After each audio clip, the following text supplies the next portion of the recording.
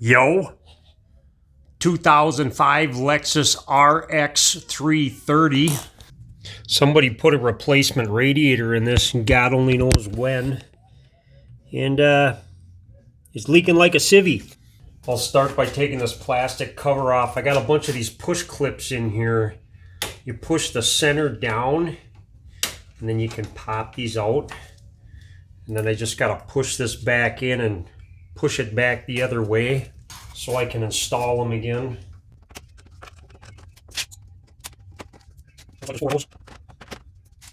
I have this intake thing that's going to be in my way. 10 millimeters on these.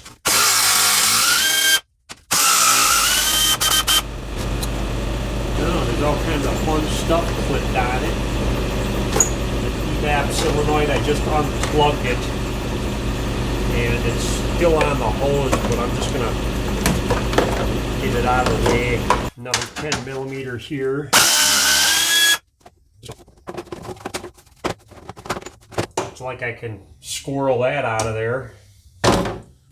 Looks like I could take some 10 millimeters off to get the top of this core support off.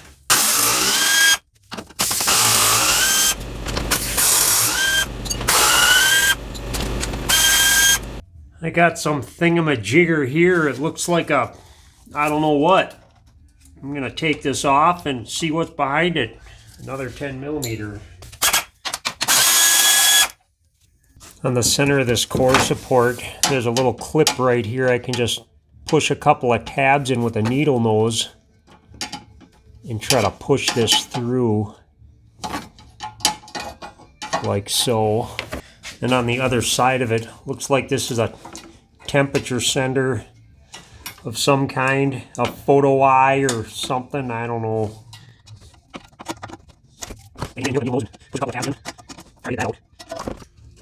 Didn't have to unplug it. Looks like I got a fan speed controller here for the coolant fans. Got some really big wires on it. Just push in on that tab and pull that out. There's a tab down here. I'm just gonna yank this out. I kind of wrecked it a little bit. It should be okay though. The only other way to get that out is to take the fan out and get behind the other side. Now that I got all of the wires off of the fan shroud that I need to, I can just take and flop this whole thing out of the way. There's a cable right here I just gotta kind of watch out for. I don't want to kink it up too bad. So I'm just gonna flip it upside down like this. I gotta separate the radiator from the air conditioning condenser. There's a couple of Phillips screws on here. That probably won't come off. Yeah, they've been in there for a while. Maybe I can leave this bracket on the air conditioning core. I'll try to leave it on.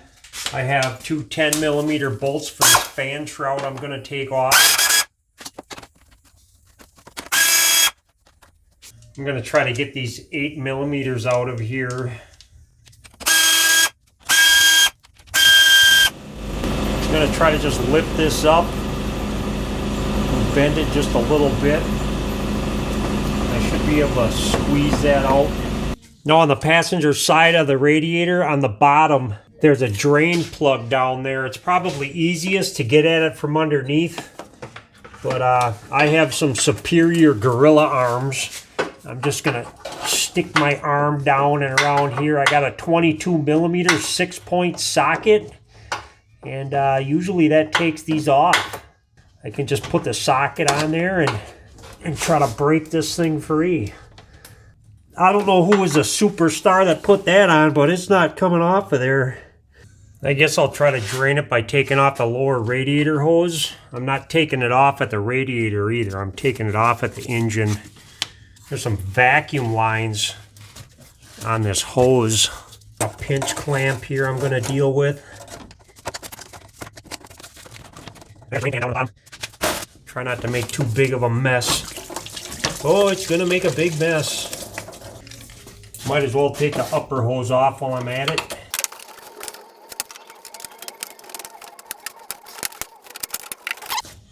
Get a little hook tool action on this thing. Now for this hose, I'm just going to bend it down and try to get it down under the radiator so it'll drain out. Now there's 2 screws on the bottom of the air conditioning condenser. This one I was lucky enough to get off, and this one I could not. They're usually rusted in. A lot of times they break. I just got in there with a cutoff wheel, and I made a couple flats on the thing because the screw stripped out. And now I'm going to try to unscrew this thing. It's just a mean Toyota trick. I think I'm going to get it though.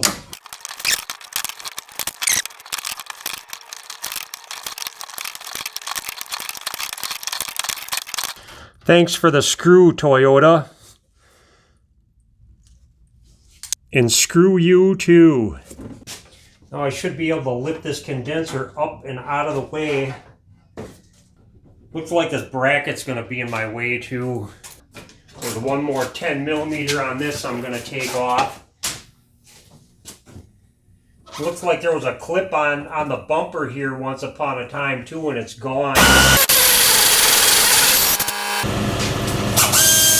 So I'm going to get my hand down under here and I'm going to pull back on these lines just a little bit. And that should give me just enough room to squirrel this radiator out of here. I have 2 transmission lines left to take off. They can't give you a good camera angle of that, I don't think.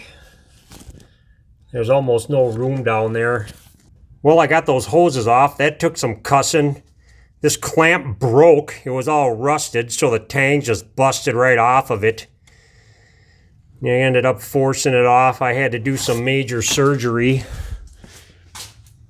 It came apart in 2 pieces. Here's the other half of it. The other half's still on there. I'll get it off when I get the radiator out. I'm just going to try to pull this straight out. I'm going to grab onto the lower radiator hose to pull on that side. I'm going to drain this overflow.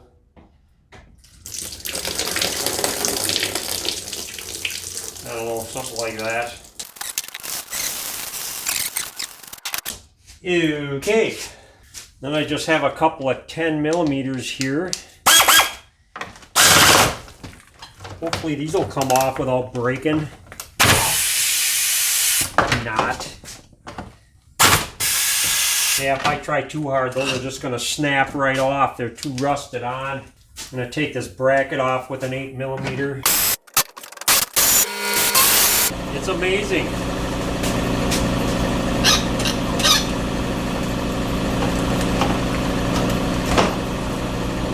Got a little overflow pipe I need to take off.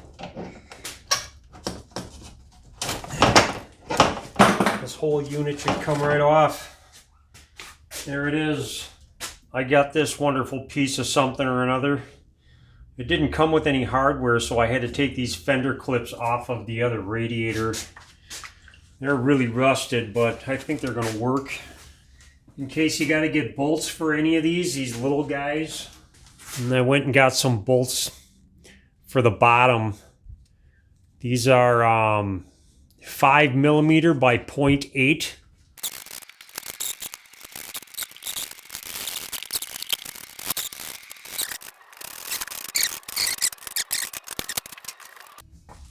Okay. I got new hose clamps from the hardware store when I got those stainless steel bolts. I don't like going to the parts store to get hose clamps. These are way better. These are Ideal Tritons. And it seems like the hardware store always has better hose clamps. Go to a parts store, they're going to sell you some Chinese junk. That should be it. It's ready to go in.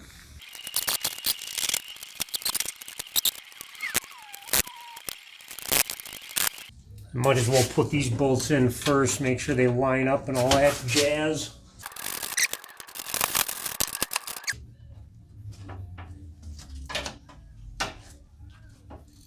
Bend these back down. Anytime you find some junky bolt you want to put in one of these, you just got to make sure that it's not too long. If it's too long and you screw it down, it can poke a hole in your radiator. Yeah, I don't think these are the right bolts for this either. They weren't tight all the way when I took it out, and they're a little goofy. I'm going to try to find something better for those too.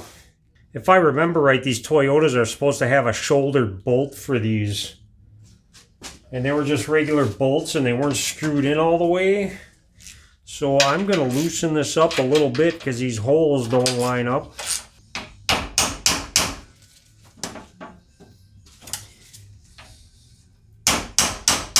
Give it a little friendly persuasion. Try to get this stuff to line up. I don't know, I just took some valve cover bolts.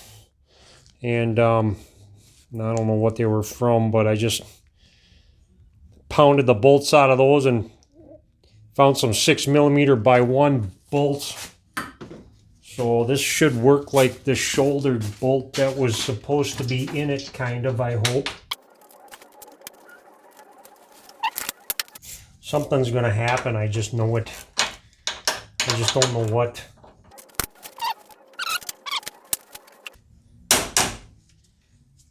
There. Ooh, that's super fancy. I'm getting way too creative with the junk drawer. Try to get this one working for me now. These aftermarket radiators, most of them never line up perfect. You always got to do some bending or hammering or something. And if you wreck it, just blame it on China. Go return it and say, China screwed it all up. It's all China's fault. Put the bar thing back in. Tranny hose time.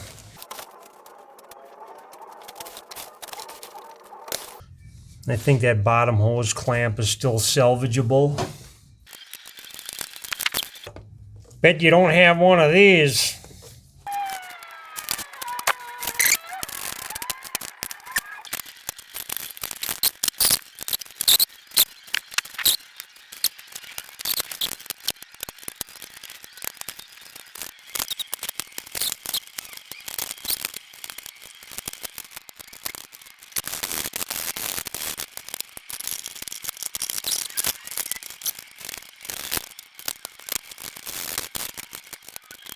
Well, it seems to be holding pressure.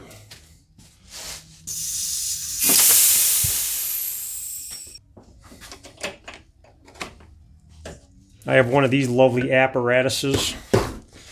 Somebody put the wrong coolant in this car. I don't know. I don't use that Toyota stuff. I just put the all makes and model stuff in here. Global coolant. It works good for everything.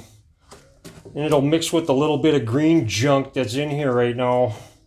So I'm just going to fill this up and I'm going to run the car and burp the system, make sure the coolant's all the way full, and then I'm going to check the transmission fluid and make sure that's full and call it a job. Okay, bye.